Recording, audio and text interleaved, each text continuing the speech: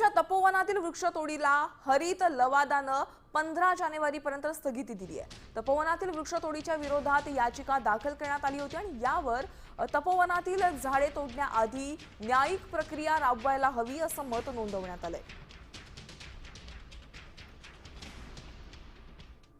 मला सगळ्या वृक्षप्रेमींना अतिशय आनंद झालेला आहे आणि जी पुण्याचे लोक आहेत त्यांनी जी याचिका दाखल केलेली आहे तर ही सगळी जी प्रोसेस जी डिफॉल्टी होती आतापर्यंत पारदर्शकता नव्हती त्याच्यामध्ये आणि आता त्यांना सगळ्या गोष्टी ऑन पेपर आणि पारदर्शक पद्धतीने कराव्या लागतील याचा आम्हाला विश्वास झालेला आहे। आणि आता ही जी अंतरिम स्थगिती दिलेली आहे याच्यामध्ये बऱ्याच गोष्टी एक्सपोज होण्याची आता शक्यता वाटते आहे। देश विदेशातील प्रत्येक घडामोडींचे लाईव्ह अपडेट मिळवण्यासाठी आता साम टीव्हीच्या सर्व सोशल मीडिया प्लॅटफॉर्मला लाईक, फॉलो आणि सबस्क्राईब करा। तसंच सर्व नोटिफिकेशनसाठी बेल आयकॉन प्रेस करायला विसरू नका।